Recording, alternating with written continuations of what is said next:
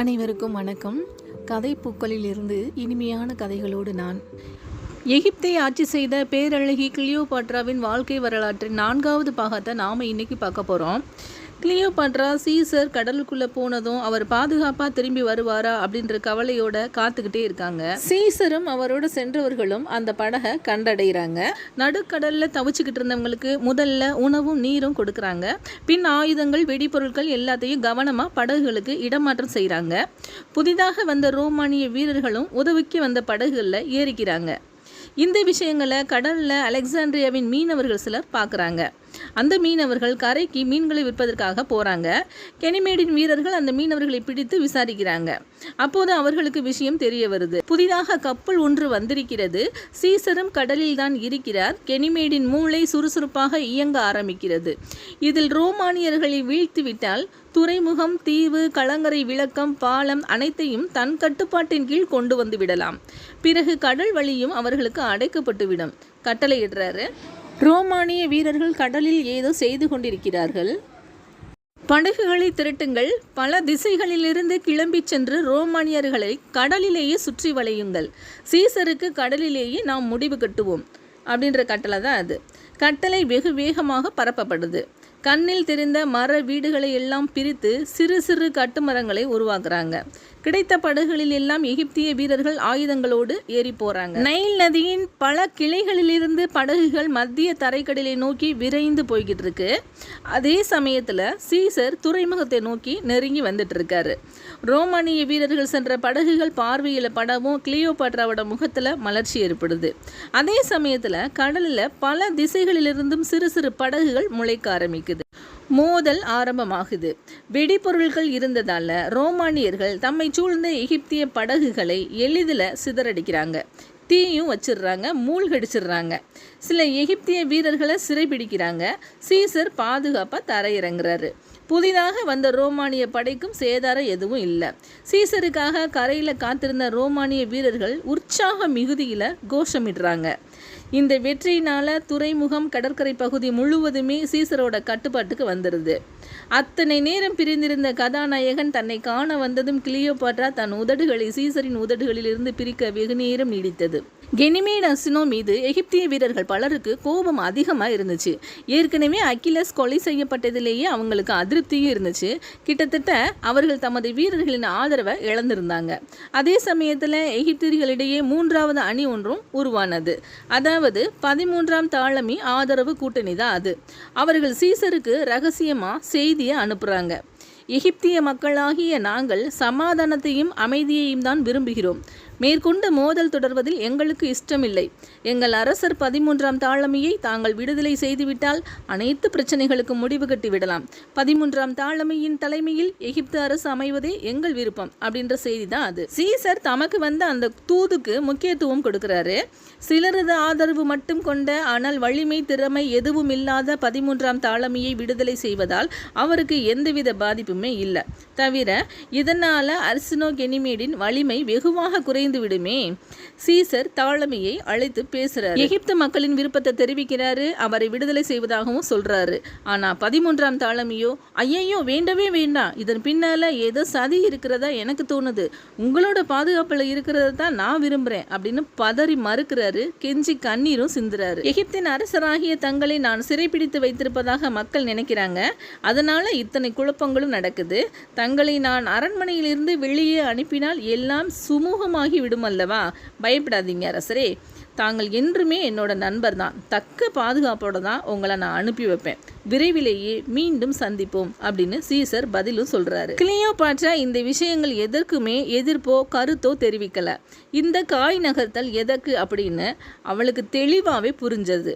13ஆம் Ptolemy Alexandria அரண்மனை காவலிலிருந்து விடுதலை செய்யப்பட்டார். கூடியிருந்த எகிப்திய வீரர்கள், மக்கள் அவரை ஆரவாரத்தோட வரவேற்கிறாங்க. பயந்து நடுங்கிக்கிட்டே வெளியே வந்த தாலமிக்கு அத்தனை பேரின் ஆர்ப்பரிப்பை பார்த்ததும் தலைகால் புரியலை. நிஜமாவே தானும் ஒரு வலிமையான தலைவன் தான் அப்படின்ற எண்ணம் அவருக்குள்ளேயும் முளைக்க ஆரம்பிக்குது. பெலுசியத்திலிருந்து நல்ல செய்தி வந்திருக்கு அப்படின்னு சொன்ன சீசரை ஆச்சரியமாக உற்று நோக்குறா கிளியோபாட்ரா. ஆசியாவில் முகாமிட்டிருந்த தளபதி மித்ராடேட்ஸ் ரோமானிய படைகளோடு வந்து பெலிசியத்தை கைப்பற்றிட்டாரு. அலெக்சாண்ட்ரியா நோக்கி தான் வந்துட்டு இருக்காரு அப்படின்னு சொல்றாரு. கிளியோபாட்ரா முகத்தில் எல்லை இல்லாத மகிழ்ச்சி. விஷயம் எகிப்திய படைகளுக்கு தெரியும் முன்பே நான் அவருடன் இணைய வேண்டும். உடனே கிளம்புகிறேன். வெற்றி நமக்குத்தான் சீசர் அப்படின்னு சொல்லிட்டு ஆற தழுவி கொண்டாள் கிளியோபாட்ரா. அந்த அணைப்பிலிருந்து அவரால் அவ்வளவு எளிதாக மீளவே முடியவில்லை. அலெக்சாண்ட்ரியாவுக்கு கிழக்கு பகுதியில் மித்ராடேட்ஸ் முகாமிட்டிருக்காரு. இரவோடு இரவாக தன் வசம் இருந்த சிறிய ரோமானிய படையோட ரகசியமாக கிளம்பின சீசர் குறுக்கு பாதையில் வந்து அவங்களோட சேர்ந்துக்கிறாரு. ரோமானிய படை அலெக்சாண்ட்ரியாவை கைப்பற்ற வருகிறது அப்படின்ற விஷயம் எகிப்திய வீரர்களுக்கு சற்றே தாமதமாகத்தான் தெரிய வருது. வேறு வழியே இல்லை. எகிப்திய அரசராகிய 13ஆம் தாலமி தான் எகிப்திய படைகளுக்கு தலைமையேற்க வேண்டும். எகிப்திய படை அலெக்சாண்ட்ரியாவிலிருந்து கிளம்பியது. அதில் அர்சினோவும் கெனிமேடும் இடம்பெற்றிருக்காங்க. கிமு 47 நடந்த இந்த அலெக்சாண்ட்ரியா யுத்தத்தில் ஆரம்பத்திலிருந்தே ரோமானியர்களின் கைதான் ஓங்கி இருக்குது. எகிப்திய படைகள் எளிதில் வீழ்த்தப்பட்டன. 13ஆம் தாலமியின் முகம் வெளிரி போயிருந்துச்சு. அவருக்கு பாதுகாப்பாக களத்தில் நின்ற மெய்காப்பாளர்கள் அனைவருமே காணாமல் போயிட்டாங்க. உயிருக்கு பயந்து ஓட ஆரம்பிக்கிறாரு. எந்த திசையில் போவதுன்னு யோசிக்க கூட அவருக்கு நேரம் இல்லை. கால்கள் சென்ற திசையில் ஓடிக்கிட்டே இருக்காரு 13ஆம் தாலமி. வழி எங்கும் பிணங்கள் கால்களை இடறிவிட்டன. கீழே விழுந்த இடங்களில் படு காயங்களுடன் போராடி கொண்டிருக்கும் வீரர்களின் மரண முனகல்களும் காப்பாற்ற சொல்லி கதரும் கெஞ்சல்களும் உயிரை உழுக்க ஆரம்பிக்குது. அலறி புடைத்து எழுந்து மீண்டும் ஓடுறாரு 13ஆம் தாலமி. மீண்டும் மீண்டும் தடுமாறி விழுறாரு. அது ஓர் அகழி, அதிலும் பிணங்கள். மரணத்தின் வாசனையை உணர்ந்த தாலமி கதறியபடி அதிலிருந்து வெளியே வர்றாரு. இதற்கு மேலும் ஓட இயலாது அப்படின்னு உடல் கெஞ்சுது. ஓடாவிட்டால் உயிர் பிழைக்க முடியாது அப்படின்னு புத்தி பதறுது. தள்ளாடி தள்ளாடி நகர்ந்து போய்கிட்டே இருக்காரு. தூரத்தில் நைல் நதியும் அதில் படகுகளும் தெரியுது. பலரும் அதை நோக்கி தான் ஓடிக்கிட்டு இருக்காங்க. தன்னோட முழு சக்தியையும் திரட்டி கொண்டு ஆற்றை நோக்கி ஓடுறாரு 13ஆம் தாலமி. ஏராளமானோர் தொற்று கொண்டிருக்க படகு ஒன்று கரையை விட்டு கிளம்பி கொண்டிருந்தது. நில்லுங்கள், நானும் வருகிறேன், என்னை காப்பாற்றுங்கள். தாலமியின் அபய குரலை கவனிக்கும் நிலையில் அங்கே யாருமே இல்லை. நீருக்குள் இறங்கி ஓடினார். படகை நெருங்கி தாவி ஏறினார். கொஞ்ச தூரம் நகர்ந்த படகு பாரம் தாங்காமல் கவிழ்ந்து விட்டது. கரை ஒதுங்கிய உடல்களில் எகிப்தின் அரசர் 13ஆம் தாலமியின் உடலும் இருந்தது. ரோமானிய வீரர்கள் அணிவகுக்க மாபெரும் ஊர்வலம் அலெக்சாண்ட்ரியாவை நோக்கி வந்து கொண்டிருந்தது. தன் காதலிக்கு எகிப்தை மீட்டு கொடுத்ததில் சீசருக்கு எக்கச்சக்க மகிழ்ச்சி. போர்க்களத்தில் பிடிபட்ட இளவரசி அர்சினோவை கைது செய்து அழைத்தும் வர்றாரு. களத்தில் இருந்து தப்பித்திருந்த கெனிமேட் அதன் பின்பு கொல்லப்பட்டிருந்தார். எகிப்திய வீரர்கள் பலர் களத்தில் இறந்திருந்தாங்க. இருந்தாலும் தன் வெற்றியை கொண்டாடும் விதமாக அலெக்சாண்ட்ரியாவில் பிரம்மாண்டமான நிகழ்ச்சிகளுக்கு ஏற்பாடு செய்தால் கிளியோபாட்ரா. இருந்தாலும் எகிப்திய மக்கள் ஒப்புக்கொள்ள வேண்டுமே. சீசரின் ஆதரவினால் ரோமானியர்களின் உதவியுடன் கிடைத்த வெற்றிதானே இது. அரசி மட்டும் ஆள்வதை எகிப்திய மக்கள் ஏற்றுக்கொள்ள மாட்டார்களே. அது தாலமி பரம்பரை வழக்கமும் கிடையாதே. அரசன் என்று யாராவது ஒருவர் பெயரளவுக்காவது இருக்க வேண்டுமே. 14ஆம் தாலமி, வயது 13. 12ஆம் தாலமியின் கடைசி வாரிசு. சுற்றி நடக்கும் குழப்பங்கள் எதை பற்றியும் கவலைப்படாமல் அரண்மனையில் தன் நண்பர்களுடன் விளையாடி கொண்டிருந்த இளவரசர். கிளியோபாட்ரா அந்த சிறுவனை தன் அடுத்த கணவனாக ஆக்கி கொண்டாள். எல்லாம் சீசரோட ஏற்பாடுதான். 14ஆம் தாலமிக்கு 15 வயது ஆகும் பொழுது அவர் கிளியோபாட்ராவுடன் சேர்ந்து ஆளும் வகையில் எகிப்தின் அரசராக அதிகாரம் பெறுவார். அதுவரை கிளியோபாட்ராவின் சுயாட்சியே. காதலின் கடமை முடிந்துவிட்டது. கிளம்ப வேண்டியதுதான். போம்பேயும் இல்லை. ரோமின் மாபெரும் சக்தியாக உருவெடுத்திருந்த சீசரும் பல காலம் அங்கே இல்லை. ரோமில் இருந்து அழைப்பு மேல் அழைப்பு வந்து கொண்டே இருந்தது. ரோமானியர்கள் கைப்பற்றியிருந்த சில இடங்களில் மீண்டும் எதிரிகள் தலை தூக்க ஆரம்பிச்சிருந்தாங்க. பல்வேறு வேலைகள் காத்துக்கிட்டு இருக்கு. இருந்தாலும் சீசருக்கு அலெக்சாண்ட்ரியாவிலிருந்து புறப்படும் எண்ணமே தோன்றவில்லை. காரணம் கிளியோபாட்ரா. பிரம்மாண்டமான தங்கும் வசதிகளுடன் கூடிய ஆடம்பரமாக அலங்கரிக்கப்பட்ட படகு ஒன்று நைல் நதியில காத்துக்கிட்டு இருக்கு. அதுல ஒரு நீண்ட பயணத்துக்கு தேவையான அத்தனை பொருட்களும் நிரப்பப்பட்டிருந்துச்சு. கிளியோபாட்ராவும் சீசரும் அதுல ஏறிக்கிறாங்க. பாதுகாப்புக்காக ரோம் வீரர்கள் முன்னும் பின்னும் வேறு வேறு படகுகள்ல வர்றாங்க. சீசருக்கு எகிப்தை சுற்றி காட்டுவதற்காக இந்த நைல் நதி பயணம். எகிப்தின் முக்கியமான பகுதிகளில் இறங்கி தங்கிவிட்டு போறாங்க. சீசரை ஆச்சரியமாக பார்த்த எகிப்தின் பிற பகுதி மக்கள் கிளியோபாட்ராவை கடவுளாக மட்டுமே பார்த்தாங்க. ஐசிஸ் என்று சொல்லி பயபக்தியோட வணங்குறாங்க. அந்த பயணத்தில் கிளியோபாட்ரா சீசர் மகிழ்ச்சியில் துள்ளி குதிக்கும்படி ஒரு நல்ல செய்தியை சொல்கிறாங்க. நான் விரைவிலேயே உங்களுக்கு ஒரு ஆண் வாரிசை பெற்றுத்தர போகிறேன் அப்படின்ற செய்தி தான் அது. கிளியோபாட்ராவின் உடல் நலன் கருதி சீசர் அலெக்சாண்ட்ரியாவுக்கு திரும்ப முடிவு செய்கிறாரு. ஜூன் 23 கிமு 47. அரசியின் அந்தப்புறத்திலிருந்து ஏதாவது செய்தி வந்ததா? சில மணித்துளிகளுக்கு ஒரு முறை சீசர் தன் பணியாளர்களிடம் இந்த கேள்வியை கேட்டுக்கிட்டே இருக்காரு. அவரால் ஒரு இடத்துல உட்காரவே முடியல. குறுக்கும் நெடுக்குமாக நடந்துக்கிட்டே இருக்காரு. அன்று இரவுக்குள்ளாக கிளியோபாட்ராவுக்கு குழந்தை பிறந்துவிடும் அப்படின்னு சொல்லியிருக்காங்க. நிச்சயம் உங்களுக்கு ஒரு மகனை பெற்றுக் கொடுப்பேன் என்று அவள் வாக்கு கொடுத்திருந்தா. எந்த குழந்தையாக இருந்தாலும் பரவாயில்லை, பிரசவம் நல்லபடியாக நடக்க வேண்டும் என்பதுதான் சீசரோட தவிப்பா இருந்தது. குழந்தை பிறந்ததும் அதை சீசரிடம் எடுத்துச் செல்ல வேண்டும். ரோமானியர்கள் பார்க்கும் விதமாக குழந்தையை அவரது காலடியில் வைக்க வேண்டும் என்று கிளியோபாட்ரா ஏற்கனவே தன் அந்தப்புற தோழிகளுக்கு கட்டளையிட்டிருந்தார். அந்தப்புற பெண்கள் சில வீரர்கள் சூழ சீசரின் அறைக்கு வர்றாங்க. ஒரு பெண்ணோட கையில் கிளியோபாட்ராவுக்கு பிறந்த குழந்தை இருக்கு. சீசர் அவர்களை நோக்கி வேகமாக போக எத்தனிக்கிறாரு. சீசரோட தளபதி ஒருவர் அவரை தடுக்கிறாரு. சீசர், ரோம் சட்டம் உங்களுக்கு நினைவில் இருக்கிறதல்லவா? குழந்தையை நீங்கள் மற்றவர்கள் முன்னிலையில் கையில் எடுத்து கொஞ்சினால் அதனை உங்கள் வாரிசாக ஒரு ரோமானியனாக ஏற்றுக்கொண்டதாக அர்த்தம். எனவே போகாதீங்க அப்படின்னு சொல்கிறாரு. சீசர் அதனை காதில் வாங்கிக்கிட்டு விரைந்து போகிறாரு. அவர் காலடியில் குழந்தையை வைக்கிறாங்க. குனிஞ்சு பார்க்குறாரு. துணியை விளக்குறாரு. அழுது கொண்டிருந்த குழந்தையை சந்தோஷமாக அள்ளி எடுக்கிறாரு. நெற்றியில் முத்தமிடுறாரு. தலைக்கு மேலே குழந்தையை உயர்த்தி உற்சாகமாக கூறுறாரு, எனக்கு மகன் பிறந்திருக்கிறான். வேறு வழி இல்லாமல் ரோமானியர்களும் குரல் எழுப்புறாங்க, சீசர் வாழ்க அப்படின்னு. அந்த குழந்தைக்கு சீசரும் கிளியோபாட்ராவும் இணைந்து வைத்த பெயர் 15ஆம் தாலமி சீசர். செல்ல பெயர் சிசேரியன். அதன் அர்த்தம் லிட்டில் சீசர் அப்படின்றது தான். சீசரோட முதல் மனைவியான கார்னெலியாவுக்கும் அவருக்கும் பிறந்தது ஒரே ஒரு மகள் மட்டும்தான். ஜூலியா என்று அழைக்கப்பட்ட அவள்தான் போம்பேயின் 4வது மனைவி. கார்னெலியாவின் இறப்புக்கு பிறகு சீசர் போம்பியா என்ற பெண்ணை திருமணம் செய்துக்கிறாரு. இது கிமு 67. அவர்களுக்கு குழந்தைகள் கிடையாது. கிமு 62 நடந்த ஒரு சம்பவத்தில் போம்பியாவின் நடத்தை மேலே சந்தேகம் கொண்ட சீசர் அவளை விவாகரத்து பண்ணிடுறாரு. தன்னோட 42 வயதில் 16 வயது கால்பர்னியாவை அடுத்ததாக திருமணம் செஞ்சுக்கிறாரு. அவளுக்கும் வாரிசு எதுவும் பிறக்கலை. ஆக அதுவரை சீசருக்கு பிறந்த ஆண் வாரிசு என்று யாருமே கிடையாது. சிசேரியனை ஜூலியஸ் சீசரின் அதிகாரப்பூர்வ வாரிசாக ரோம் மக்கள் ஏற்றுக்கொள்ள வேண்டும் என்பது கிளியோபாட்ராவோட ஆசை. கிளியோபாட்ராவை ரோமுக்கு அழைத்து சென்று அங்கே எல்லோருடைய முன்னிலையிலும் கோலாகலமாக திருமணம் செய்து கொள்ள சீசருக்கும் ஆசைதான். ஆனால் அதில் சட்ட சிக்கல்கள்லாம் இருந்துச்சு. அலெக்சாண்ட்ரியாவில் அவளோட காதலனாக வாழ்ந்து கொண்டிருப்பதற்கே ஏகப்பட்ட எதிர்ப்புகள் ரோமிலிருந்து வர ஆரம்பிச்சிருக்கு. அங்கே சீசருக்காக காத்திருந்து பொறுமை இழந்த அவரது மனைவி கால்பர்னியா செனட்டில் புகார் சொல்லும் அளவுக்கு போயிட்டாங்க. சீசர் தனது நிழல் என்று கருதிய நம்பிக்கைக்கு உரிய ஆண்டனியிடம் இருந்து தொடர்ந்து செய்திகளும் அழைப்புகளும் வந்த வண்ணமே இருந்தன. நெருங்கிய நண்பர்களும் சரி, செனட் உறுப்பினர்களும் சரி, சீசரை வெளிப்படையாக விமர்சிக்க ஆரம்பிச்சிருந்தாங்க. சீசர் கடமை தவறிட்டாரு, கிளியோபாட்ராவின் மாயப்பிடியில் மயங்கி கிடக்கிறாரு அப்படின்ற பேச்சும் வர ஆரம்பித்தது. எகிப்தியர்களுக்கும் அவர்களது உறவு எதுவுமே பிடிக்கல. அரசி கிளியோபாட்ரா ரோமானியரான சீசரிடம் எகிப்தை தாரை வார்த்து கொடுத்து விட்டாள் அப்படின்னு பேசுகிறாங்க. அலெக்சாண்ட்ரியாவில் இருந்த ரோமானிய வீரர்களும் ரோமுக்கு திரும்ப இயலாத வெறுப்பின் உச்சக்கட்டத்தை அடைஞ்சிருக்காங்க. மகன் ஒருவன் பிறந்த நிலையில கிளியோபாட்ராவோட நடவடிக்கைகளிலும் மாறுதல்கள் ஏற்படுது. அதுவரை சீசருக்காக எதை வேண்டுமானாலும் செய்யக்கூடியவளாக, அவரது ஆகச்சிறந்த காதலியாக வாழ்ந்து கொண்டிருந்த அவள் அதன் பின் பிடிவாதமும் கோபமும் அதிகம் உடையவளாக நடக்க ஆரம்பிக்கிறாள். தான் என்ன சொன்னாலும் அதை சீசர் யோசிக்காமல் ஏற்றுக்கொள்ள வேண்டும் என்பது அவளோட எண்ணமாக இருக்குது. அதுதான் அப்போ நிகழ்ந்துக்கிட்டே இருக்குது. ஒரு கட்டத்துக்கு மேலே சீசர் அலெக்சாண்ட்ரியாவில் இருந்தால் ரோமானியர்கள் ஒட்டுமொத்தமாக அவரை புறக்கணித்து விடுவார்கள் என்ற நிலை ஏற்பட்டது. அங்கிருந்து கிளம்பவும் முடிவெடுக்கிறாரு. அதனை கிளியோபாட்ராவிடம் தயங்கி வெளிப்படுத்துகிறாரு.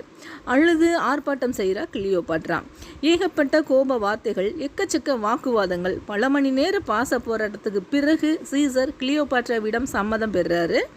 அவளது பாதுகாப்புக்காக சில 100 ரோமானிய வீரர்களை அங்கே விட்டுட்டு போறாரு. கிளம்பும் சமயம் தம் எகிப்திய காதலிகளை பிரியும் துக்கத்தில் சில ரோமானிய வீரர்கள் மட்டும் கலங்கி நிற்கிறாங்க.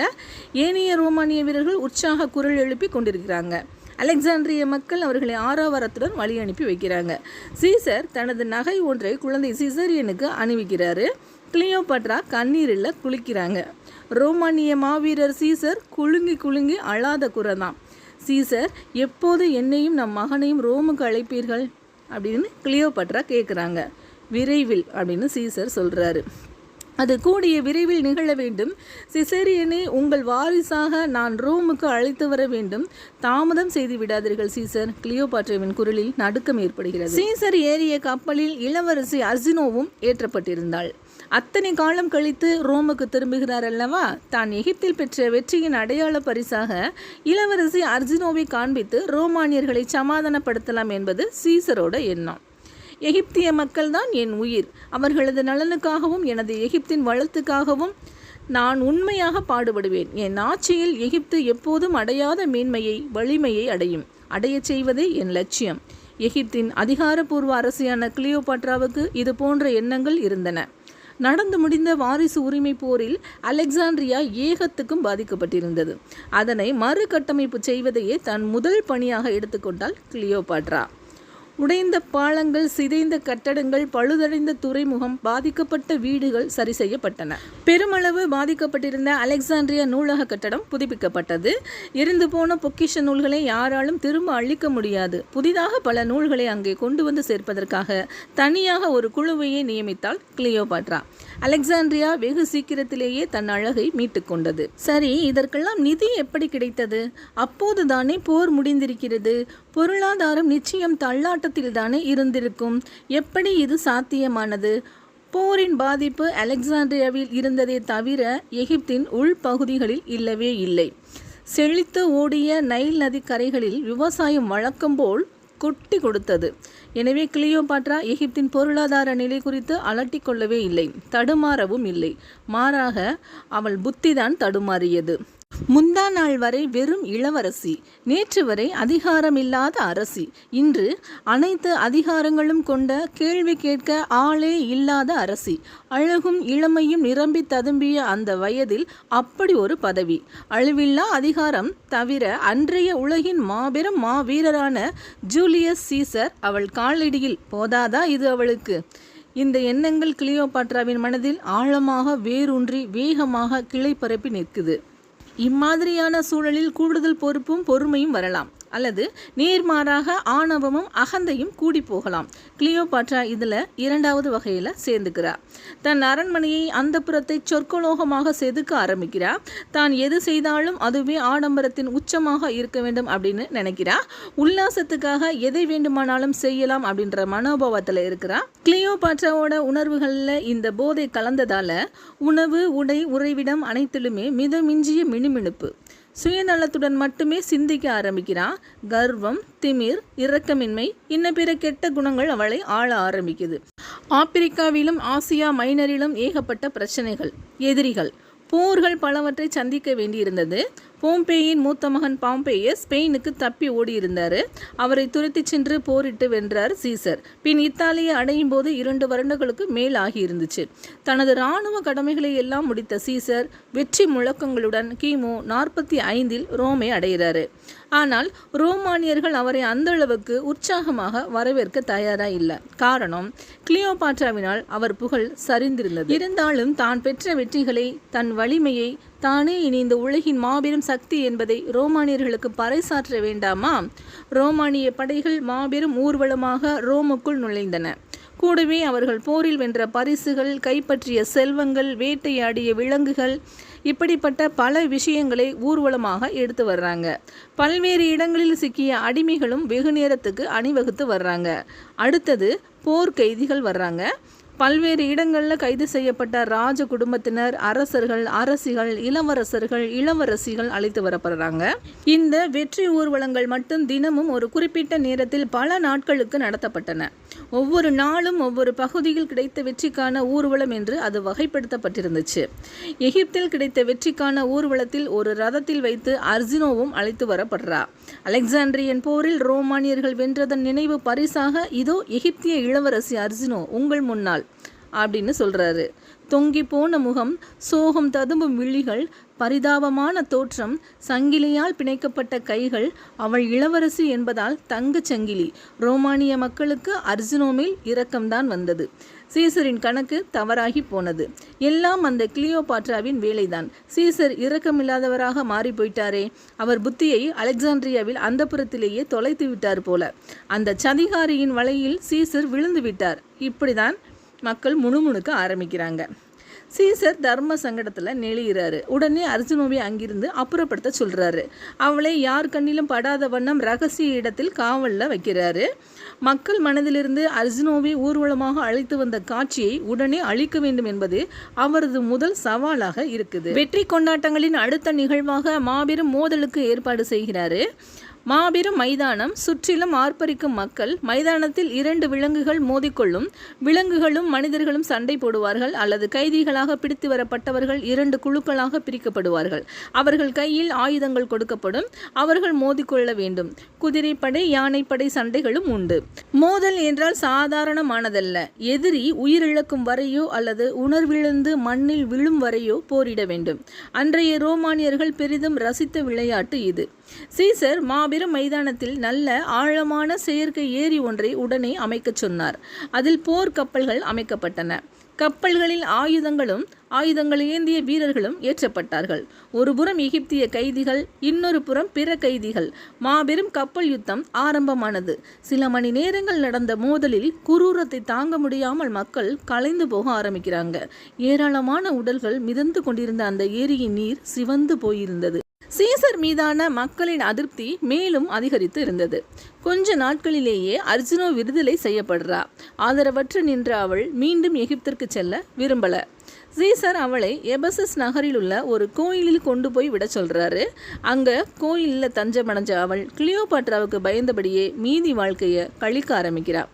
சீசரின் மனைவியான கால்பர்னியாவின் கண்ணீர் மேலும் பெருகி இருந்தது. பல காலம் கைவிட்டு போயிருந்த கணவன் மீண்டும் வந்தாலும் கிளியோபாட்ராவின் நினைவுகளிலிருந்து மீண்டு வரவில்லை. எப்படியாவது கிளியோபாட்ராவை ரோமுக்கு அழைத்து வந்து விட வேண்டும். அவளை திருமணம் செய்து கொள்ள வேண்டும். ரோமானியர்கள் ஏற்றுக்கொள்ளும்படி சிசேரியனை தன் வாரிசாக அதிகாரப்பூர்வமாக அறிவிக்க வேண்டும். இதை பற்றித்தான் பெரும்பாலும் சிந்தித்து கொண்டிருந்தார் சீசர். பிரிவு துயரம் அவரை வாட்டியது. மீண்டும் அவளை எப்போது பார்ப்பேன்? ஒயின் கூட பிடிக்கவில்லை. அவள் கைகளால் ஊட்டிவிட்டால் நன்றாக இருக்கும் என்றே தோன்றியது சீசருக்கு. கிளியோபாட்ராவுக்கு செய்தி அனுப்புகிறாரு. உனக்காக ரோமில் தவிச்சுக்கிட்டு இருக்கேன், உடனே கிளம்பி வா அப்படின்ற செய்தி தான் அது.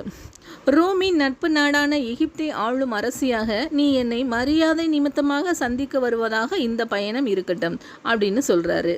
செய்தி கிடைத்த நொடியிலேயே கிளியோபாட்ரா சிசேரியனையும் அழைத்து கொண்டு ரோமுக்கு கிளம்ப ஆயத்தமாகிறான். கிளியோபாட்ரா ரோமுக்கு வருகிறாள் அப்படின்ற செய்தியை கேட்டதும் ரோமானியர்கள் முகம் சுளிக்கத்தான் செய்கிறாங்க. கால்பர்னியா உள்ளிட்ட சீசரின் அரண்மனை பெண்கள் அனைவரது முகங்களும் இருண்டு போயிடுச்சு. ஆனால் சீசர் சந்தோஷத்தில் மிதந்துக்கிட்டு இருக்காரு. கிளியோபாட்ரா வரும் தினத்தில் செனட் உறுப்பினர்கள், தம் குடும்பத்தினர், பொதுமக்கள் சூழ மைதானத்தில் காத்துக்கிட்டு இருக்காரு. தன் காதலியை வரவேற்க அவர் பெரிதாக எந்த ஏற்பாடும் செய்யலை. அவளது ஆடம்பரமும் கலாரசனையும் அவருக்கு தெரியுமே. எம்மாதிரியான கொண்டாட்டங்களுடன் அவள் அங்கே வந்து இறங்கப் போகிறாள் என்ற எதிர்பார்ப்போட காத்துக்கிட்டு இருக்காரு. ட்ரம்பெட்டுகளை ஒலித்தபடி எகிப்திய குதிரை வீரர்கள் இடைவிடாத அணிவகுத்து வர்றாங்க. பின்னால் எகிப்திய வீரர்களோட அணிவகுப்பு. அதற்கு அடுத்து எகிப்திய ஆப்பிரிக்க நடன கலைஞர்களின் துள்ளல் ஊர்வலம். ரோமானியர்கள் இதை ரசிக்க ஆரம்பிக்கிறாங்க.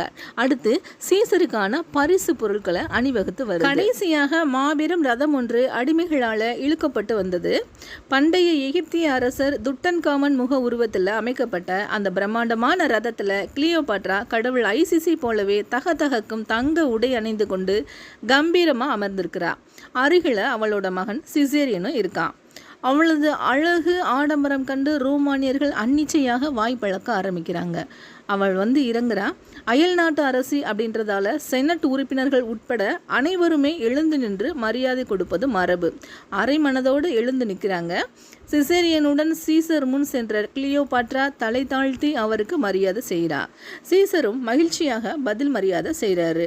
கிளியோபாட்ரா தங்குவதற்கான மாளிகையில் பார்த்து ஏற்பாடுகள் செய்ய சொன்ன சீசர் தன் இரவு பொழுதுகளை அங்கேயே கழிக்க ஆரம்பிக்கிறாரு. சீசரின் மாளிகையில் செனட் உறுப்பினர்களில் பலர் கூடி கூறியிருக்காங்க. பாதி பேர் ரோமை சாம்ராஜ்யமாக்கும் முடிவை ஆதரிப்பவர்கள், அதாவது சீசரோட ஆதரவு குழு. மீதி பேர் ரோம் குடியரசாகவே நீடிக்க வேண்டும் என்பதில் உறுதியாக இருப்பவர்கள். சீசரை பேரரசராக ஆக்குவதில் அவர்களுக்கு துளியும் விருப்பமில்லை. சீசர் எதிர்ப்பு குழுவினரின் தலைவராக செயல்பட்டவர் புரூட்டஸ். அவர்கள் சீசரை சமாதானப்படுத்தும் விதத்தில் வாழ்நாள் சர்வாதிகாரி என்ற பட்டத்தை மட்டும் வழங்க தயாராக இருந்தாங்க. அப்போதும் சர்வாதிகாரி என்பது பெயர் அளவில்தான். அவர் வாழும் காலம் வரைக்கும் அவரே ரோமின் தலைவர். ஆனால் எந்த விஷயம் என்றாலும் செனட் கூடி முடிவெடுக்கும் தீர்ப்பே இறுதியானது. அந்த கூட்டத்தில் இது குறித்து ஆரம்பித்த விவாதம் வாக்குவாதமாக மாறியிருந்தது. சீசர், உங்களுக்கு வாழ்நாள் சர்வாதிகாரி என்ற பட்டத்தை நாங்கள் அளித்திருக்கிறோம். மிகப்பெரிய கௌரவம் அது, செனட் உறுப்பினர்களுள் ஒருவரான புரூட்டஸ் சொன்னார். இங்கு இருக்கும் யாரும் என்னளவு போர்க்களங்களை கண்டிருக்க மாட்டீர்கள். என் வாழளவுக்கு அனுபவம் உங்கள் யாருடைய வாளுக்கும் இருக்காது. ரோமுக்காக இந்த உலகில் பாதியை ஜெயித்து கொடுத்த ஒருவனுக்கு நீங்கள் எந்த கௌரவத்தையும் பிச்சை போட வேண்டாம் அப்படின்னு சீசர் சீறினாரு. செனட்டின் சட்டங்களை மீறி அதற்கு மேல் நம்மால் எதுவும் செய்ய இயலாது. இது காசியஸ் அப்படின்றவர் சொல்றாரு. செனட்டே தேவையில்லை, நான் வைப்பதுதான் சட்டம். நான் இந்த ரோம் சாம்ராஜ்யத்தின் பேரரசராக நினைக்கிறேன் அப்படின்னு சீசர் முதல் முறையாக வெளிப்படையாகவே தன்னோட விருப்பத்தை வெளியில சொல்றாரு. இங்கே கூடி இருந்தவர்களில் பலர் சட்டென வெளிநடப்பு செய்கிறாங்க. ஆள் உயர பெண் சிலை ஒன்று கிட்டத்தட்ட தயாராகி நின்றது. இன்னும் கண்கள் மட்டும்தான் பாக்கி. சீசர் சிலையை பார்வையிட வர்றாரு. நைல் நதியை பார்த்திருக்கிறாயா? சிற்பியிடம் கேட்குறாரு சீசர். சிற்பிக்கு என்ன பதில் சொல்றதுன்னே தெரியல. பொங்கும் கருணை, ஆர்ப்பரிக்கும் ஆனந்தம், அளவில்லா உற்சாகம் எல்லாமே நிரம்பிய அவளது கண்கள் போல இருக்க வேண்டும்.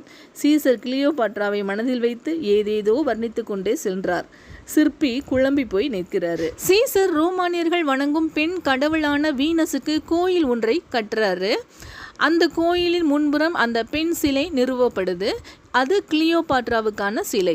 ரோமானியர்கள் கொதிச்சு போயிடுறாங்க. இதோ கடவுளாக கிளியோபாட்ராவின் சிலை, அடுத்து கடவுள் சீசர் சிலை இதன் அருகிலேயே வைக்கப்படும். இனி சீசரும் கிளியோபாட்ராவும் தான் ரோமானியர்களின் கடவுள். நாமெல்லாம் அவர்கள் முன் மண்டியிட்டு வணங்கித்தான் ஆக வேண்டும். அப்படித்தானே புரூட்டஸ் அப்படின்னு புரூட்டஸோட ஆதரவாளர்கள் அவரை தூண்டி விடுறாங்க. புரூட்டஸோட கண்கள் சிவந்திருந்தன. அந்த நாள் வெகு சீக்கிரம் வரப்போகிறது. அவரை ரோமின் பேரரசராக நாம் ஒப்புக்கொள்ளத்தான் வேண்டுமென்று வெளிப்படையாகவே சொல்ல ஆரம்பித்து விட்டாரே. அவளது மயக்கத்தால், அதிகார மயக்கத்தால் சீசர் தொடர்ந்து தவறுகளை மட்டுமே செய்து வருகிறார். இது ரோமுக்கு நல்லதல்ல. புரூட்டஸ் இதற்கு மேலும் பொறுமையாக இருக்கக்கூடாது அப்படின்னு அவரோட ஆதரவாளர்கள் சொல்கிறாங்க. என்னை என்ன செய்ய சொல்கிறீங்க அப்படின்னு புரூட்டஸ் கேட்குறாரு. ரோம் குடியரசின் பெருமையை கட்டி காக்கும் பொறுமையும் திறமையும் ஒருவருக்குத்தான் இருப்பதாக ரோமானிய மக்கள் மனதார நம்புகிறாங்க. அந்த ஒருவரது பெயர் தான் புரூட்டஸ். புரூட்டஸ், ரோமை சீசரிடமிருந்து காப்பாற்று அப்படின்னு சொல்கிறாங்க. சீசரை நான் அடக்க வேண்டும் என்கிறீர்களா அப்படின்னு கேட்குறாரு. நீ சீசரை அழிக்க வேண்டும் என்கிறோம் அப்படின்னு சொல்கிறாங்க அவரோட ஆதரவாளர்கள். என்னால் முடியாது அப்படின்னு புரூட்டஸ் சொல்றாரு. சீசரை அழிக்கவில்லை எனில் சீசர் ரோமின் கதையவே முடித்து விடுவார் அப்படின்னு அவங்க சொல்றாங்க. மறுநாள் செனட் கூடுவதாக இருந்தது. அதில் சீசருக்காக ஒரு தீர்மானம் மீதான ஓட்டெடுப்பும் நிகழ்வதாக இருந்தது. ரோம் தவிர ராஜ்யத்தின் மற்ற பகுதிகளுக்கான அரசராக சீசரை அறிவித்தல், இதுவே தீர்மானம். அதையும் சீசரால் ஏற்றுக்கொள்ள முடியவில்லை. அழும் குழந்தைக்கு சமாதானப்படுத்த எடுக்கும் ஏமாற்று வேலைகளாகவே நினைக்கிறாரு. கோபத்தில் கொதிக்கிறாரு. கிளியோபாட்ரா அவரை சமாதானப்படுத்துகிறா. இப்போது அவர்கள் உங்களை அரசர் என்று அங்கீகரித்திருக்கிறார்கள். அரசரான பின் ரோமையும் தங்கள் அதிகாரத்துக்குள் கொண்டு வந்து விடலாம். கிடைக்கும் சிறிய வாய்ப்பையும் பயன்படுத்தி கொள்ள வேண்டும் என்று எனக்கு நீங்கள் தானே கற்றுக் கொடுத்திருக்கிறீர்கள். சீசர் கொஞ்சம் சமாதானமானார். அன்று இரவு ரோமில் இடியுடன் கூடிய பலத்த மழை பெய்தது. அந்த நேரத்தில் புரூட்டஸின் வீட்டில் கூடியிருந்த அவரது ஆதரவு குழுவினர் சீசரை கொள்வதற்கான திட்டத்தை வடிவமைத்தார்கள். அவர்கள் எல்லோரும் கையில் ஆயுதத்தை மறைத்து வைத்துக்கொண்டு செனட்டுக்கு வர வேண்டும். சீசருடன் துணையாக மார்க் ஆண்டனி வருவதை தடுக்க வேண்டும். அவர்களில் ஒருவரான டெசிமஸ் சீசரை பத்திரமாக செனட்டுக்கு அழைத்து வர வேண்டும். இதுவே திட்டம். இடியின் ஓசை சற்றே அடங்கிய நேரம் விடிந்துவிட்டது. மார்ச் 15 கிமு 44. சீசர் செனட்டுக்கு செல்லும் வழியில் கிளியோபாட்ராவை காண வர்றாரு. வாசலிலேயே வரவேற்கிறாங்க. உள்ளே வர சொல்றா. நேரம் ஆகிவிட்டது. டெசிமஸ் காத்திருக்கிறார். காலையிலேயே என்னை அழைத்து போக மாளிகைக்கு வந்துவிட்டார் அவர் அப்படின்னு சொல்றாரு சீசர். இதற்கு முன்னாடி டெசிமஸ் இப்படிதான் செய்திருக்கிறாரா அப்படின்னு சந்தேகத்தோட கேட்கிறா கிளியோபாட்ரா. அவர் ஒரு தேர்ந்த அரசியல்வாதி, அரசராக போகும் என்னால் ஏதாவது காரியமாக வேண்டியிருக்கலாம், அதனால வந்திருக்கலாம் அப்படின்னு சொல்றாரு சீசர். ஆண்டனி வரவில்லையா? அவரை உங்களுடனேயே வைத்துக் கொள்ளுங்கள் சீசர் அப்படின்னு கிளியோபாட்ரா சொல்றா. கால்பர்னியாவும் உன்னை போலதான் பயப்படுகிறாள். ஏதோ கெட்ட சகுனங்களை உணர்ந்தாளாம். இன்று நான் செனட்டுக்கு செல்லவே கூடாது என்று ஒரே அழுகை. ஏன்? கிளியோபாட்ராவோட குரலில் நடுக்கம் ஏற்படுது. நான் கொலை செய்யப்படுவது போல நேற்றிரவு கனவு கண்டாளாம். என் பணியாள் ஒருவன் என் சிலையில் ரத்தம் வடிவதாக கனவு கண்டிருக்கிறான். அதிகாலையிலேயே பறவைகள் வினோத ஒளி எழுப்பி எச்சரித்திருக்கின்றன. எல்லோரும் பயப்படுறாங்க அப்படின்னு சொல்கிறாரு. நானும் தான் சீசர். இன்று நீங்கள் தயவு செய்து செனட்டுக்கு செல்ல வேண்டாம் அப்படின்னு கிளியோபாட்ரா சொல்கிறான். உலகில் யாருக்குமே அஞ்சாத மாவீரன் சீசர் அபசகுனங்களுக்காக பயந்து அரசர் பதவியை புறக்கணித்தார் என்று வருங்காலம் சொல்ல வேண்டுமா அப்படின்னு கேட்குறாரு. சீசரோட இந்த கேள்விக்கு கிளியோபாட்ராவிடம் பதில் இல்லை. அவளை மீறி கண்களில் நீர் பெருகியது. போய் வாருங்கள் சீசர், உங்கள் கடவுள்களும் எனது கடவுள்களும் துணையாக இருப்பார்கள். முத்தத்துடன் பிரிந்தார்கள். செனட்டுக்கு வந்து இறங்கிய சீசரை நெருங்குறாரு மார்க் ஆண்டனி. அவருக்கும் ஏதோ விபரீதம் நடக்கவிருப்பதாக தகவல் கிடைச்சிருக்கு. இடையில ஒருவர் புகுந்து ஏதோ ஒரு முக்கிய விஷயம் பேசுவது போல ஆண்டனியை வேறு இடத்துக்கு கூட்டிட்டு போயிடுறாரு. சீசர் கூட்டம் நடக்கவிருந்த போம்பே பெயரால் அமைந்த அரங்கத்துல நுழைகிறாரு. சிம்பர் என்ற உறுப்பினர் சீசரை வழிமறிக்கிறாரு. கையில் மனு ஒன்றை வச்சிருக்காரு அவர். அது குறித்து பேச ஆரம்பிக்கிறாரு. சில உறுப்பினர்கள் சீசரை சூழ்ந்துக்கிறாங்க. அவர்களை தவிர்த்து விட்டு நடக்க ஆரம்பிக்கிறாரு சீசர். அவரோட முதுகு அங்கியை பிடிச்சு இழுக்கிறாரு சிம்பர். ஏன் இப்படி வன்முறையோடு நடந்துக்கிற அப்படின்னு சீசர் எரிச்சலோட சிம்பரை நோக்கி திரும்புகிற சமயத்தில் அவரது கழுத்தில் கூரான ஏதோ ஒன்று தாக்கியது. குறுங்கத்தியால் குத்தியவர் காஸ்கோ. அதிர்ச்சியுடன் திரும்பிய சீசர் காஸ்கோவை பிடித்து கொண்டார். துரோகி காஸ்கா, என்ன செய்கிறாய்? சீசர் சீரவும் ஐயோ என்னை காப்பாற்றுங்கள் என்று காஸ்கோ கதறுகிறார். அந்த சமயத்தில் புரூட்டஸும் கேசியஸ் உட்பட அவரது ஆதரவாளர்களும் கையில் குறுங்கத்தியுடன் சீசரை சூழ்ந்தார்கள். பல குறுங்கத்திகளில் சீசரின் இரத்தக்கரை. தன்னிலை இழந்து கொண்டிருந்த சீசர் அப்படியே சரிகிறாரு.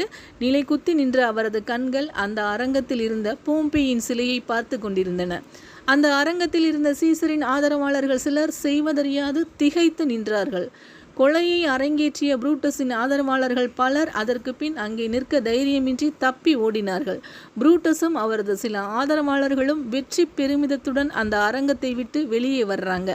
சந்தோஷமாக குரல் எழுப்புறாங்க. ரோமானிய மக்களே, நமக்கு மீண்டும் சுதந்திரம் கிடைத்து விட்டது. யாருக்கும் எதுவும் புரியல.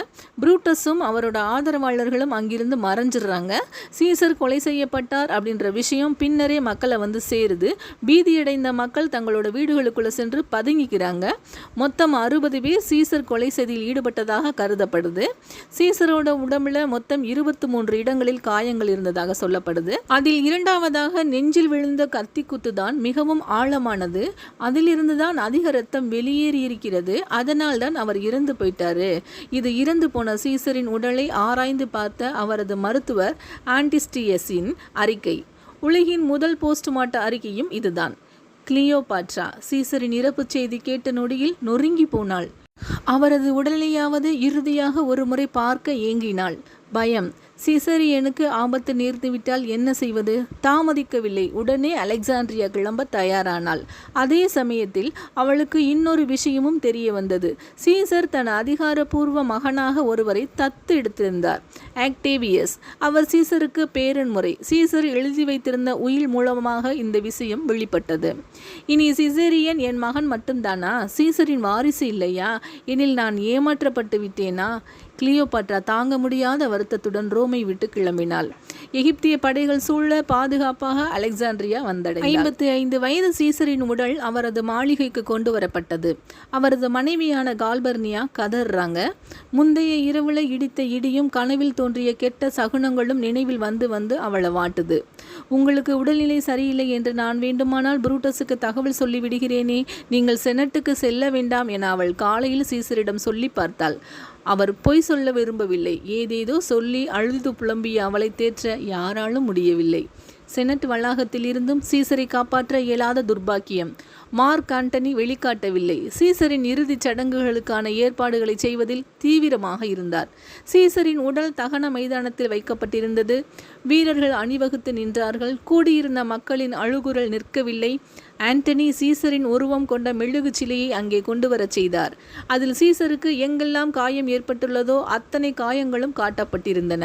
ஆண்டனி தன் கம்பீர குரலால் மக்களை பார்த்து பேச ஆரம்பிக்கிறார். நம் ரோமின் தந்தை, ரோமுக்காக இந்த உலகில் பாதியை வென்று கொடுத்த மா வீரர், மரியாதைக்குரிய நம் ஜூலியஸ் சீசருக்கு நேர்ந்த கதியை பார்த்தீர்களா?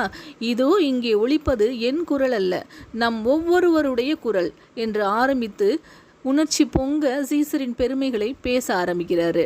அவருடைய சாதனைகளை பட்டியலிடுறாரு. அதே நேரத்தில் அவருக்கு இழைக்கப்பட்ட அநீதியையும் அதன் பின்னணியில் இருப்பவர்கள் செய்த துரோகங்களையும் வெளிச்சத்துக்கு கொண்டு வர்றாரு. ரோமை உலகின் சாம்ராஜ்யமாக்கி ஒவ்வொரு ரோமானியனுக்கும் பெருமை தேடித்தந்த அவர் இப்போது நம்மிடையே இல்லை. உண்மையான ரோமானியர்களாகிய நாம் அவருக்கு செய்ய வேண்டிய மரியாதை ரோமின் சுதந்திரம் துரோகிகளிடம் பறிபோகாமல் பாதுகாப்பதே. ஆண்டனி பேசி முடிக்கிறாரு. வீரர்கள் வாத்தியங்கள் வாசித்து சீசருக்கு இறுதி மரியாதை செய்கிறாங்க. ஆண்டனி சைகை காட்டவும் சீசரின் உடலுக்கு நெருப்பு வைக்கப்பட்டது. கையில் தீப்பந்தங்களுடன் கூடி இருந்தவர்களும் அதை எரியும் நெருப்பில் போட்டுவிட்டு நகர்றாங்க. பிறர் சீசருக்கு தாங்கள் செய்யும் மரியாதையாக மாலைகள், நகைகள், காசுகள், மரச்சாமான்கள் என்று தம் வசம் இருந்த பொருட்களை அந்த தகன நெருப்பில் போடுறாங்க. அந்த நெருப்பை விட மக்கள் மனதில் இருந்த நெருப்பு மிகவும் தகித்தது. அதற்கு முன்பாகவே புரூட்டஸ், காசியஸ், அவர்களது ஆதரவாளர்கள் அனைவருமே ரோமை விட்டு தப்பிச்சு போயிருந்தாங்க. ரோமானியர்களின் வழக்கப்படி நடந்த சீசரின் இறுதிச் சடங்குகள் குறித்து கேள்விப்பட்ட கிளியோபாட்ரா வருத்தப்படுறா. சீசரின் உடல் மட்டும் என் வசம் இருந்தால் இங்கே எகிப்தில் அவருக்கென பிரமிடு ஒன்றை உருவாக்கி இருப்பேன். ரோமானியர்கள் போல தக்க மரியாதை தராமல் அந்த மாவீரரின் உடலை எரித்திருக்க மாட்டேன் அப்படின்னு கவலைப்படுறாங்க. கால்பர்னியாவுக்கு குழந்தைகள் கிடையாது. இன்னொரு திருமணம் செய்து கொள்ளவும் அவள் தயாராக இல்லை. சீசரின் வலது கையாக இருந்த ஆண்டனியை தான் அவளும் நம்பினாள். சீசரின் பணம், நகைகள், முக்கிய சொத்துக்கள் குறித்த ஆவணங்கள், உயில்கள், புத்தகங்கள், தனது செல்வங்கள் போன்றவற்றை ஆண்டனியிடம் ஒப்படைத்து பாதுகாக்க சொல்லியிருந்தாள். சீசரின் ஆதரவாளர்கள் தலைவராக மார்க் ஆண்டனி உருவாகி இருந்தார். அதுவும் நீண்ட காலத்துக்கு நீடிக்கலை. போட்டிக்கு வந்து நிற்கிறாரு 19 வயது ஆக்டேவியஸ். சீசர் கொல்லப்பட்ட சமயத்தில் அவர் கிரீஸின் வடக்கில் உள்ள அப்போலோனியா நகரத்தில் தன் அதிகாரத்தில் கீழிருந்த படைகளுடன் இராணுவ பணியில் இருக்கிறாரு. சீசரின் இறப்பு செய்தி கேட்டதுமே ரோமுக்கு செல்ல துடிக்கிறாரு. அவரை சார்ந்தவர்கள் அப்போது ரோமுக்கு செல்வது ஆபத்து என்று தடுத்துறாங்க. அடுத்த சில நாட்களிலேயே சீசர் அவரை மகனாக தத்தெடுத்துள்ளார். சீசரின் அதிகாரப்பூர்வ வாரிசு அவர்தான் என்ற விஷயமும் அவருக்கு தெரிய வருது. அகமகிழ்ந்த ஆக்டேவியஸ் சற்றும் தாமதிக்கல, ரோமை வந்து சேர்றாரு. சீசரின் உடைமைகள், சொத்துக்களை எல்லாம் ஆண்டனியின் பொறுப்பில் இருப்பதை அறிஞ்சுக்கிறாரு. தன்னிடம் ஒப்படைக்க சொல்லி கேட்குறாரு. அந்த நாட்களில் ஆண்டனி ஏகப்பட்ட பொறுப்புகளுடன் நிற்க நேரமின்றி செயல்பட்டு வர்றாரு. எனவே ஆக்டேவியஸை சந்திக்க நேரம் ஒதுக்க முடியல. தவிர 19 வயது இளைஞனிடம் இவ்வளவு பெரிய பொறுப்புகளை இப்போதே ஒப்படைக்க வேண்டுமா என்ற நினைப்பும் ஆண்டனிக்கு இருந்தது. நாளடைவில் செனட் உறுப்பினர்களில் பலரும் நகரின் முக்கியஸ்தர்களும் ஆக்டேவியஸிடம் நட்பு பாராட்டுறாங்க. சீசரின் வாரிசான அவரது துடிதுடிப்பும் அறிவு கூர்மையும் திறமையும் மக்களிடையே புகழை வளர்க்குது. ஆண்டனியின் எதிர் சக்தியாக விறுவிறுவென வளர்ந்து நிற்கிறாரு ஆக்டேவியஸ். இன்னொருவரும் சக்தியாக உருவாகி கொண்டிருக்கிறார் லெபிடஸ், சீசரின் தீவிர ஆதரவாளர், வலிமை வாய்ந்த ரோமானிய தளபதி, அனுபவமிக்க செனட் உறுப்பினர். சீசர் போம்பேயுடன் போரிட்டு கொண்டிருந்த போது லெபிடஸை தான் ரோமுக்கு பொறுப்பா விட்டுட்டு போயிருந்தாரு. சீசரை செனட்டில் வாழ்நாள் சர்வாதிகாரியாக அறிவித்த போது துணை சர்வாதிகாரியாக லெபிடஸைத்தான் அங்கீகரித்தாங்க. சீசரோடு சேர்த்து லெபிடஸ் ஆண்டனியையும் சேர்த்து கொள்ளத்தான் சதிகாரர்கள் திட்டமிட்டாங்க. ஆனால் புரூட்டஸ் இதை மறுத்துட்டாரு. கொலை நடந்த போது செனட் வளாகத்தில் தான் லெபிடஸும் இருக்காரு. ஆனால் அவராலும் சீசரை காப்பாற்ற முடியல. சீசரின் மரணத்துக்கு பிறகு அவர் கட்டுப்பாட்டில் கீழிருந்த ரோமானிய படையில பெரும்பகுதி லெபிடஸோட கட்டுப்பாட்டுக்கு வருது. ஆண்டனி, ஆக்டேவியஸ், லெபிடஸ் மூவரும் சீசருக்கு நெருங்கியவர்கள், அவரது தீவிர ஆதரவாளர்கள், கிட்டத்தட்ட சம அளவு வலிமையும் கொண்டவர்கள். எனில் சீசரின் இடத்தை நிரப்பப் போவது யார்? லெபிடஸ் மற்ற இருவருக்கும் மாற்று சக்தியாக தன்னை நினைக்கவில்லை. மாறாக ஆண்டனி, ஆக்டேவியஸ் இருவருக்கும் இடையே பாலமாக செயல்படுறாரு. இருந்தாலும் சீசரின் ஆதரவாளர்கள் இப்படி பிளவுபட்டு கிடந்தால் அவரது ரோம் சாம்ராஜ்ய கனவை முன்னெடுத்து செல்வது யார்? இதனால் எதிரிகளுக்குத்தானே லாபம். சீசரை கொன்ற அந்த துரோகிகளை அழித்துளிக்க வேண்டாமா? கருத்து வேறுபாடுகளுடன் திரிந்தாலும் மூவருக்குமே இந்த எண்ணம் இருந்தது. எனவே நட்பு ரீதியாக சந்திக்க விரும்புகிறாங்க. இத்தாலியில் வடக்கில் உள்ள போ அப்படின்ற தீவில் ஒரு கிளையில் மூவரது சந்திப்புக்கான ஏற்பாடுகள் நடக்குது. இருந்தாலும் ஒருவர் மீது ஒருவருக்கு நம்பிக்கை ஏற்படலை. போகின்ற இடத்துல நம்ம ஏதாவது சதி செஞ்சு கொன்னுடுவாங்களோ, மற்ற இருவரும் கைகோர்த்து கொண்டு நம்மை அழிச்சிடுவாங்களோ அப்படின்ற பயம் மூவருக்குமே இருக்குது. சந்திப்பு நடக்கவிருந்த தீவின் கிளைப்பகுதிக்கு லெபிடஸ் முன்னதாகவே தம் படைகளோட வந்து சேர்றாரு. எந்த பயமும் இல்லை அப்படின்னு ஆண்டனியிடமும் ஆக்டேவிஸிடமும் உத்தரவாதம் கொடுக்குறாரு. பாதுகாப்பு படையினர் சூழ இறுக்கமான சூழ்நிலையில் மூவருமே பேச்சுவார்த்தையை ஆரம்பிக்கிறாங்க. நேரம் ஆக ஆக இறுக்கம் குறையுது, இணக்கம் வந்தது. ஒரு நாள் சந்திப்பு 3 நாட்கள் வரை நீண்டது. முடிவில் மூவர் கூட்டணி ஒப்பந்தம் கையெழுத்தானது. பிற புரிந்துணர்வு ஒப்பந்தங்களும் கையெழுத்தாயின. புரூட்டஸ் காசியஸ் கூட்டணியை அழித்தொழிப்போம் அப்படின்ற உறுதிமொழி எடுத்துக்கிட்டு அங்கிருந்து கிளம்புறாங்க. புரூட்டஸும் காசியஸும் அப்போது ஆசியா மைனரில் வெவ்வேறு பகுதிகளில் முகாமிட்டிருக்காங்க. சீசரை கொன்றுவிட்டால் மக்களின் பேராதரவுடன் ரோமை குடியரசாக மாற்றிவிடலாம் என்று அவங்க போட்டிருந்த கணக்கு எவ்வளவு முட்டாள்தனமானது என்பதை அவங்க உணர்ந்திருந்தாங்க. வேறு வழி இல்லை, நீரில் குதிச்சுட்டாங்க, நீந்தித்தான் கடக்கணும். சீசரோட ஆதரவாளர்களை எல்லாம் ஒழித்து கட்ட வேண்டும், மீண்டும் ரோமானிய மக்களின் ஆதரவை பெற வேண்டும், பின்புதான் ரோமை குடியரசாக நீட்டிக்க முடியும். எனவே இருவரும் படை திரட்டி கொண்டிருந்தாங்க. பல பகுதிகளுக்கும் படை உதவி கேட்டு தூது அனுப்பிட்டு இருந்தாங்க.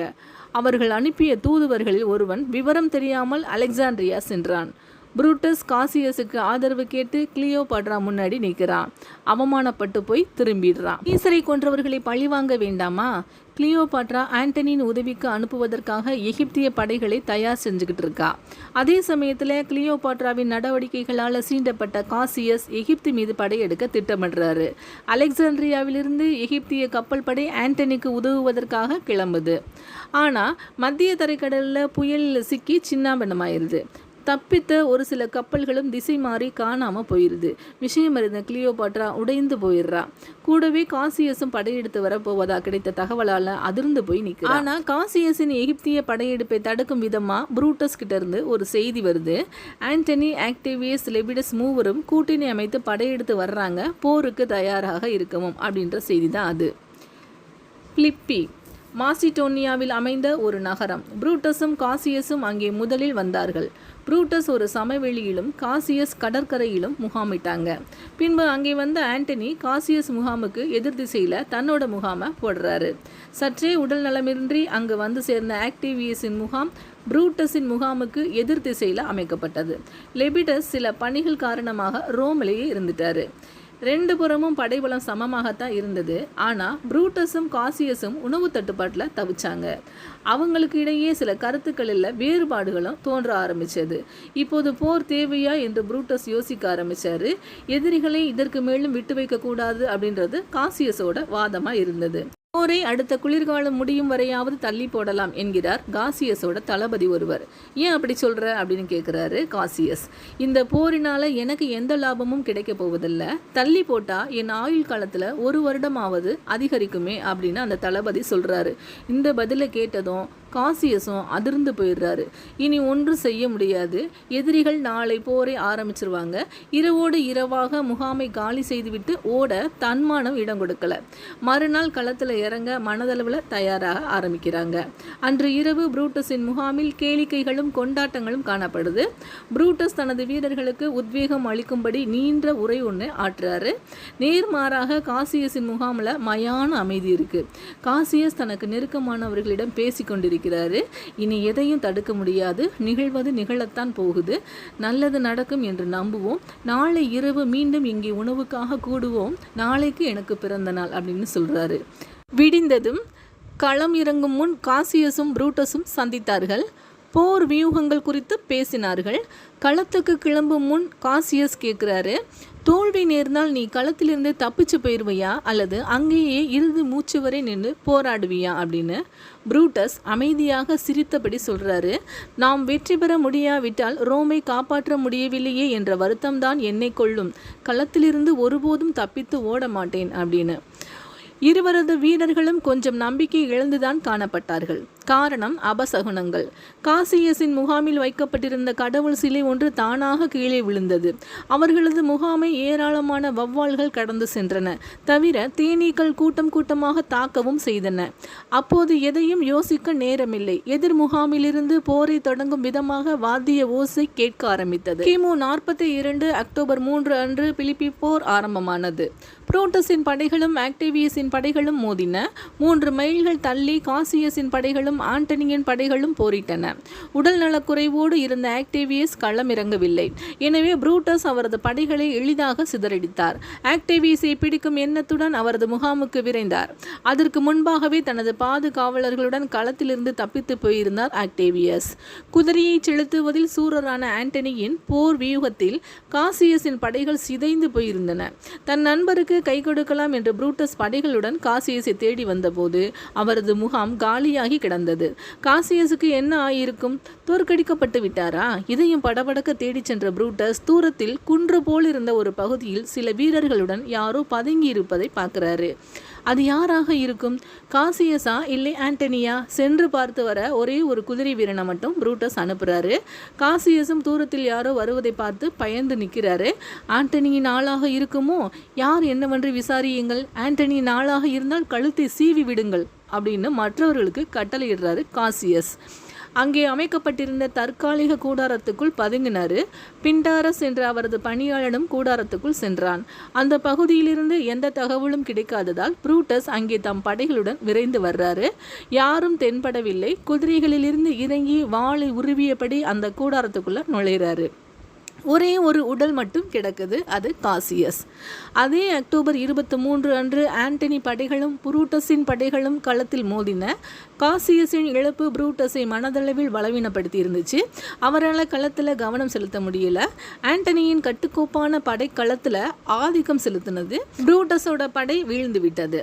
இறுதி வரை களத்தில் நின்று ரோமுக்காக போராடுவேன் என்று சூளுரைத்ததெல்லாம் அப்போது புரூட்டஸுக்கு நினைவில் வரவே இல்லை.